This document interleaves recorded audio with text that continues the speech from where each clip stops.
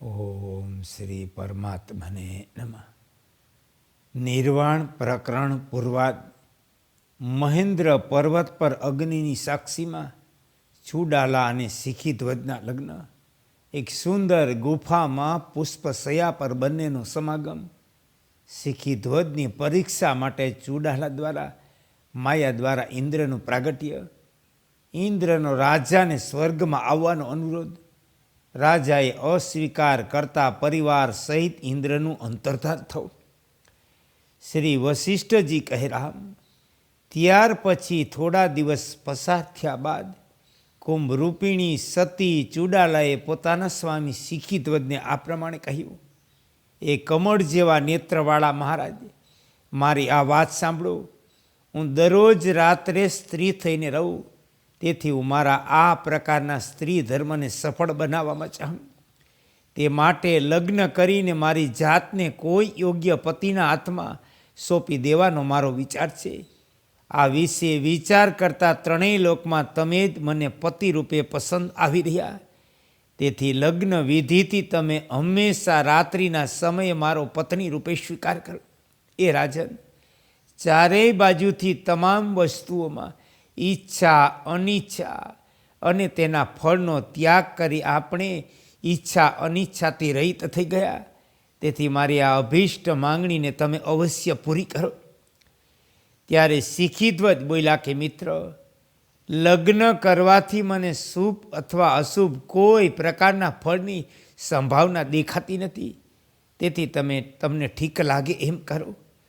કુંભે કહ્યું કે રાજન, જો આવી વાત છે તો આજે આ શ્રાવણ માસની પૂર્ણિમા, તેથી આજે શુભ લગ્ન છે.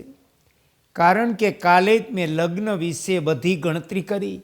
એ મહાભાવો, આજે રાત્રે 16 કળાઓથી પરિપૂર્ણ નિર્મળ ચંદ્રમાનો ઉદય થાય તે સમયે આપણા બંનેના લગ્ન થશે. એ રાજન ઉઠો, આપણે બંને વનમાંથી લગ્ન માટે ચંદન, પુષ્પ વગેરે સામગ્રી એકઠી કરીએ. આમ કહીને કુંભ ઊભા થયા. રાજા શીખી ધ્વજની સાથે ફૂલ વીણવા સામગ્રી એકત્ર કરવા લાગ્યા. આ પ્રમાણે એક સુંદર ગુફામાં લગ્ન માટેની બધી સામગ્રી એકઠી કરી તે બંને પ્રેમી મિત્રો મંદાકિની નદીમાં સ્નાન કરવા ગયા. સ્નાન કરીને તે બંનેએ દેવતાઓ, પિત્રો, ઋષિઓનું પૂજન કર્યું. કેમ કે તેમને ક્રિયા દ્વારા થતા ફળની ઈચ્છા નહોતી. તે જ પ્રમાણે શાસ્ત્ર વિહિત ક્રિયાનો ત્યાગ પણ તેમને પસંદ ન હતો. ત્યાર પછી કલ્પવૃક્ષના ઉજ્જવળ વર્ણના વલકલ વસ્ત્ર પહેરી અને ફળ ખાઈને તે બંને લગ્ન સ્થાન ઉપર આવ્યા. પછી સૂર્યાસ્ત થઈ જતાં તેમણે સંધ્યા વંદનનો વિધિ પૂરો કરી મંત્ર જાપ, અધમર્ષણ વગેરે કર્યું. તે સમયે કુંભ સ્ત્રી બની ગયા. ત્યારે તે વિચારવા લાગ્યા, આ વધુ એટલે કે કન્યા તો હું બની ગયો. હવે મારે મારું શરીર વરને આપી દેવું જોઈએ. આ હું વધુ છું. તમે મારા પસંદ કરાયેલા વર સામે ઉપસ્થિત છો. આ તમારા લગ્નનો સમય.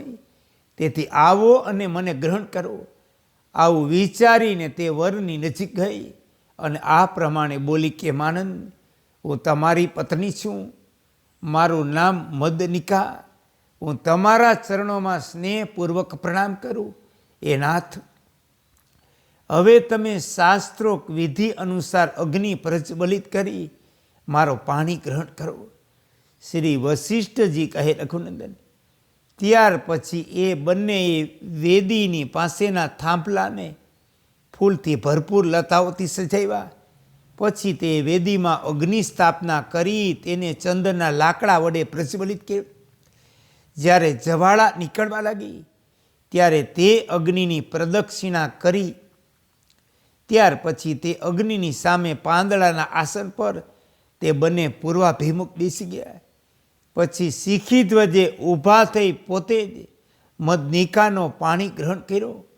ત્યારે એ બંને શિવ પાર્વતી જેવા શોભતા હતા. પછી તે મંગલ સ્વરૂપ દંપતીએ અગ્નિની પ્રદક્ષિણા કરી તે બંનેએ પરસ્પર પોતાના હૃદયને કે જે પ્રેમ માટે આતુર અને સર્વોત્તમ જ્ઞાનથી પૂર્ણ હતું એ સમર્પિત કર્યું. તેમણે અગ્નિની 3 પ્રદક્ષિણા કરી, તેમાં હોમ કર્યો. આ પ્રમાણે સમાન રૂપે બંને સંતુષ્ટ થયેલા વર વધુએ પોતાના હાથને છોડી દીધા. ત્યાર પછી એ બંને પ્રેમીઓએ ત્યાંથી ઊભા થઈ એક સુંદર ગુફામાં, જ્યાં પ્રકાશમાન દીવાઓ બળી રહેતા, તેમાં પ્રવેશ કર્યો. પછી તે બંને પુષ્પ શૈયા પર બેસી ગયા.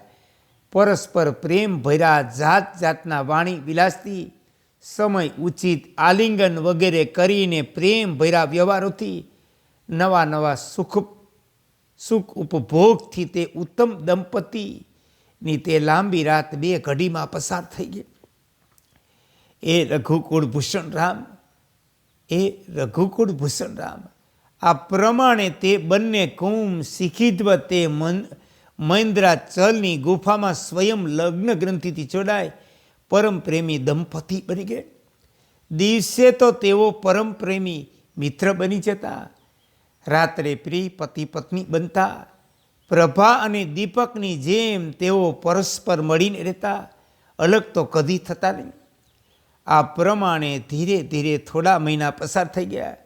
ત્યારે દેવપુત્રનું રૂપ ધારણ કરનારા ચુડાલાએ વિચાર કર્યો, હવે હું નાના પ્રકારના ઉત્તમ ઉપભોગો દ્વારા રાજા શિખિધ્વજની પરીક્ષા કરીશ, જેથી તેમનું ચિત્ત કદીએ ઉપભોગોમાં આસક્ત નહીં થાય.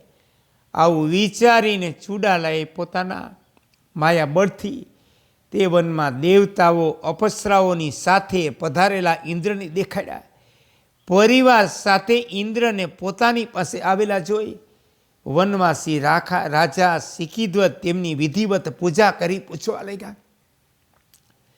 શિખિધ્વજ બોલ્યા કે દેવરાજ, તમે આટલે દૂરથી અહીં આવવાનું કષ્ટ કેમ ઉઠાવ્યું?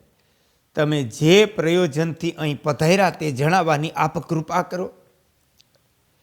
શિખિધ્વજ બોલ્યા કે દેવરાજ, તમે આટલે દૂરથી આવવાનું કષ્ટ કેમ ઉઠાવ્યું?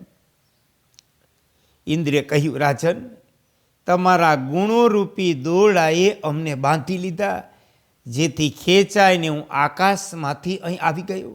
એ મહારાજ, હવે ઊભા થાવ, સ્વર્ગમાં ચાલો, કેમ કે ત્યાં દેવો દેવાંગનાઓ તમારા ગુણો સાંભળીને વિસ્મિત અને મુગ્ધ થઈ રહ્યા. તે બધા તમારા આગમનની પ્રતીક્ષામાં બેઠા. તેથી તમે પાદુકા, ગુટિકા, એક સિદ્ધ ખડગ, પારદ વગેરે રસોને પણ લઈ સિદ્ધ માર્ગે સ્વર્ગલોકમાં જવાનો સ્વીકાર કરો. એ રાજશ્રી, તમે જીવન મુક્તો છો, તેથી દેવલોકમાં પધારીને તમે અનેક પ્રકારના ભોગોનો ઉપભોગ કરો. આ પ્રમાણે હું તમારી પાસે આવ્યો. એ સાધુ, તમારા જેવા જે સંત મહાત્માઓ છે, તેઓ ન તો પ્રાપ્ત થયેલી લક્ષ્મીનો તિરસ્કાર કરે અને ન આ અપ્રાપ્તની કામના પણ કરે. એ મહાત્મન, જેમ ભગવાન નારાયણના શુભ આગમનથી ત્રિલોક પવિત્ર થાય, તે જ પ્રમાણે તમે સ્વર્ગમાં પધારીને સુખપૂર્વક વિહાર કરો, જેથી સ્વર્ગ પવિત્ર થઈ જાય.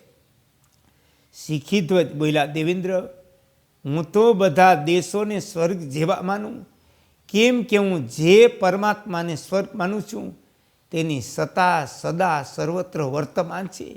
તેથી મારા માટે કોઈ પણ એક દેશમાં સ્વર્ગ નથી.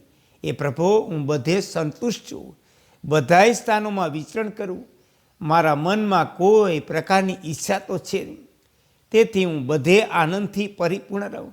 એ ઇન્દ્ર, આ બધાય કારણોથી એક સ્થાનમાં સ્થિત રહેનારા કોઈ એવા એક સ્થાનમાં સ્વર્ગમાં જવાની તો હું ઈચ્છા કરતો નથી, તેથી હું તમારી આજ્ઞાનું પાલન કરી નહીં. મારા મનમાં કોઈ પ્રકારની ઈચ્છા તો છે નહીં, તેથી હું બધે જ આનંદથી પરિપૂર્ણ. ઇન્દ્ર, આ બધાય કારણોથી એક સ્થાનમાં સ્થિત રહેનારા કોઈ એવા એક સ્થાનના સ્વર્ગમાં જવાની તો હું ઈચ્છા કરતો નથી, તેથી તમારી આજ્ઞાનું પાલન નહીં કરી શકું. ઇન્દ્રે કહ્યું, સાધો શિરોમણી, જેને જ્ઞાતવ્ય વસ્તુનું જ્ઞાન થઈ ગયું, જેની બુદ્ધિ પરિપૂર્ણ થઈ ગઈ, તેમના માટે ભોગોનો ઉપભોગ કરવો કે ન કરવો એ બરાબર જ છે. તેથી તમારા માટે ભોગોનું સેવન કરવું યોગ્ય નથી. દેવરાજ ઇન્દ્રના આ પ્રમાણે કહેવા છતાં જ્યારે રાજા મૌન રહ્યા ત્યારે ઇન્દ્રે ફરી કહ્યું કે હે રાજન, જ્યારે તમારી આવી જ ધારણા છે તો હું અહીંથી ચાલ્યો જાઉં. આમ કહીને રાજન તમારું કલ્યાણ થાય આવા આશીર્વાદ આપી ઇન્દ્ર ત્યાં અંતર્ધાન થઈ ગયા. દેવરાજના અદસ્ય થતાં તેમની સાથેનો દેવ સમુદાય પણ અદસ્ય થઈ ગયો. ઓમ શ્રી યોગ વશિષ્ઠાય નમઃ. ઓમ નારાયણ નારાયણ નારાયણ.